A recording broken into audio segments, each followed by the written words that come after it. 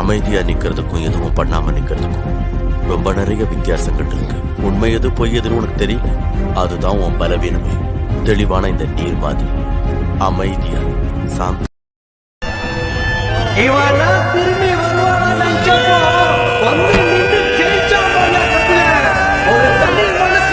எங்கேயோ போயிட்டாங்க.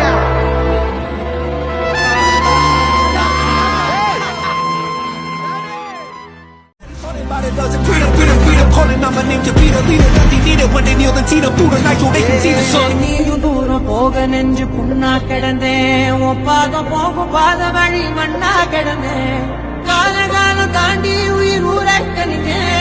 ராசராச வந்தா உலகெல்லாம். அஸ்ஸலாமு அலைக்கும். உங்கள் அனைவர் மீதும் இறைவனின் சாந்தியும் சமாதானமும் உண்டாகட்டும். Welcome to first step to step YouTube channel.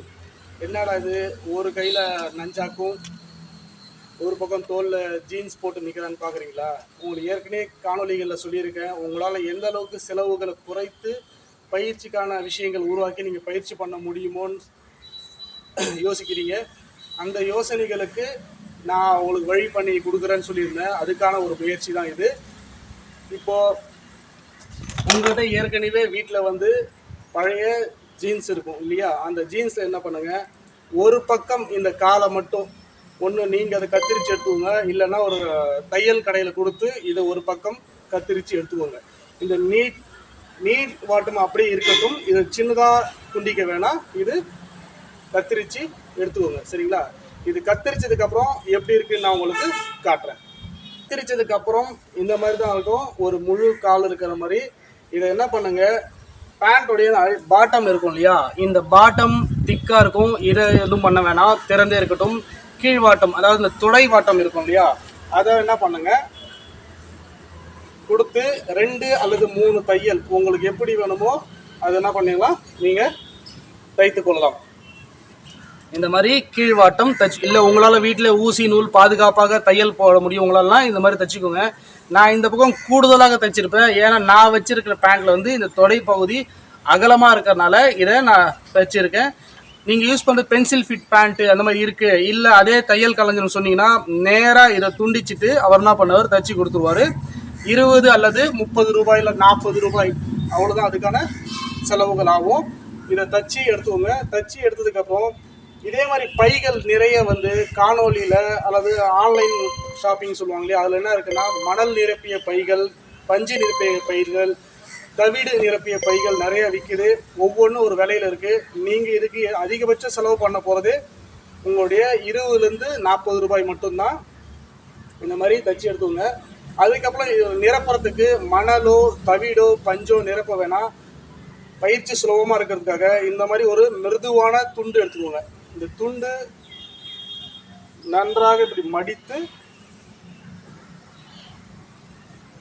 இது என்ன பண்ணுங்க, இது உள்ள வச்சிருங்க.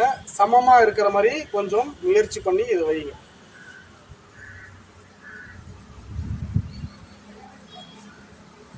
நீங்கள் ஆன்லைனில் பார்த்து கூட மணல் நிரப்பியது, பஞ்சு நிரப்பியது, தவிடு நிரப்பியது பார்த்து வாங்கிக்கலாம். உங்களுடைய தனிப்பட்ட விருப்பம் அது. பயிற்சிக்காக என்கிட்ட அந்த அளவுக்கு இல்லை, நான் முதல்ல புதுமையாக கற்றுக்கிறேன், எனக்கு செலவு பண்ணாமல் இருக்கணும், நான் முதல்ல கற்றுக்கின்னு அதுக்கப்புறம் அந்த மாதிரி விஷயங்கள் வாங்கணுன்றவங்களுக்கு நீங்கள் என்ன பண்ணலாம், இந்த மாதிரி கொஞ்சம் சமமாக இதை தட்டி விட்டு சமமாக இப்படி உள்ள படிக்குங்க.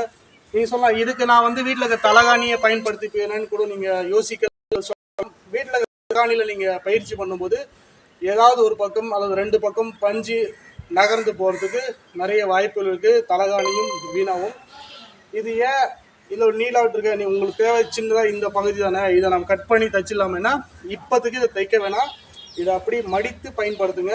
இது ஏன் தைக்க வேணாம்னு சொல்கிறேன்னு எதிர்காலத்தில் வர காணொலிகளில் இதை இன்னும் வேறு என்ன மாதிரி நீங்கள் பயன்படுத்தலான்னு நான் சொல்லும்போது புதுசாக ஒன்று உருவாக்க தேவையில்லை, ஏற்கனவே இருக்கிறத நீங்கள் பயிற்சி செஞ்சுக்கலாம்.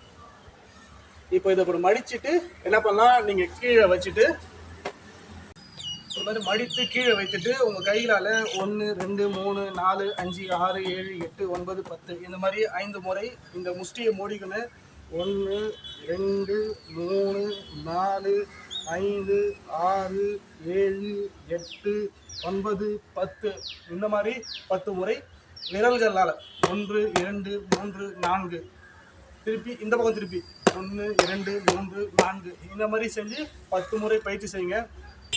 அதே வந்து பயிற்சி குத்தும் பயிற்சி இருக்கு இல்லையா, இதை வந்து கொஞ்சம் கொஞ்சமாக கை எடுத்து எடுத்து இப்படி என்ன பண்ணலாம், நீங்கள் பொறுமையாக பண்ணுங்க, தயவு செய்து வேகமாக பண்ணாதீங்க புதுசாக கற்றுக்கிறவங்க. அதுக்கு பிறகு இந்த பக்கம் இருக்கு இல்லையா, இந்த பக்கத்தை அதே மாதிரி 1 2 3 4 5 6 7 8 9 10 10 அதே மாதிரி ஒரு 2 நிமிடங்கள் அல்லது 1 நிமிடம் கொஞ்சம் உங்களுக்கு எப்படி தோணுதோ அது மாதிரி நேரத்தை கொஞ்சம் கொஞ்சம் மறுபடியும் 1 2 3 4 5 6 7 8 9 10 இந்த மாதிரி கொஞ்சம் இடைவெளி கொடுத்து கொடுத்து பயிற்சி பண்ணுங்க. இதுவே வந்து என்ன பண்ணலான்னா, அப்படியே நீங்கள் கையை இப்படி முஷ்டியை மூடிட்டு இப்படி அழுத்தி அழுத்தி மேலே இப்படி கை எடுக்கலாம்.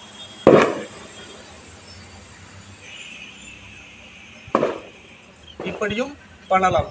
அதே வந்து நல்லா பயிற்சி எடுத்துட்டாங்க, அவங்களுடைய தனிப்பட்ட பயிற்சி பண்ணும்போது இந்த மாதிரி பயிற்சி பண்ணுவாங்க. புதுசாக கற்றுக்கிறவங்க தயவு செய்து இதை போல் இந்த மாதிரி வேகமாக செய்யறதுக்கு முயற்சி செய்யாதீங்க. உங்களுக்கு இதில் பாதிப்புகள் அதிகமாக வரும். புதுசாக கற்றுக்கிறவங்க பத்திரமா பயிற்சி பண்ணுங்கள். பாதுகாப்பான பயிற்சி மிக மிக அவசியம். இந்த மாதிரி பயிற்சி யார் வேணால் செய்யலாம். பயணம் பஸ்ஸில் பயணம் செய்கிறவங்க, தட்டச்சு கற்றுக்கிறவங்க, இந்த மாதிரி யார் வேணால் பயணம் பண்ணலாம். பஸ்ஸில் நீண்ட தூரம் இந்த மாதிரி பிடித்தவாறு பயணம் செய்கிறவங்களுக்கு கை வலிக்க ஆரம்பிக்கும். இந்த மாதிரி பயிற்சி பண்ணிங்கன்னா 90% வலி குறையும். அது என்ன 90%, ஏன் 100% குறையதானா, 100% வலி இல்லைன்னா அந்த இடம் மறுத்து போச்சு அல்லது பயன் இல்லாமல் போயிடுச்சுன்னு அர்த்தம். பெரிய பெரிய தற்காப்பு கலைஞர்கள் கற்களை இப்படி அடித்து உடைக்கிறாங்களே, அவங்களுக்கு வலிக்காதானா, அந்த வலி அவங்களுக்கு பழகிருக்கும். அதுக்கு மேலே அவங்க பயிற்சி பண்ணும்போது நிச்சயமாக அவங்களுக்கும் வலிக்கும். தட்டச்சு புதுசாக கற்றுக்கிறவங்க இதை பயிற்சி பண்ணும்போது, தொடர்ந்து கணினியில் வேலை செய்கிறவங்க இதை பயிற்சி பண்ணும்போது கை விரல்கள் நல்லா திடமாக இருக்கும், ரொம்ப பரவலாக இருக்கும், வலி இல்லாமல் இருக்கும். பாதுகாப்பான பயிற்சி மிக மிக அவசியம். நல்லதே கற்றுக்குங்க, நல்லதே செய்யுங்க. நன்றி.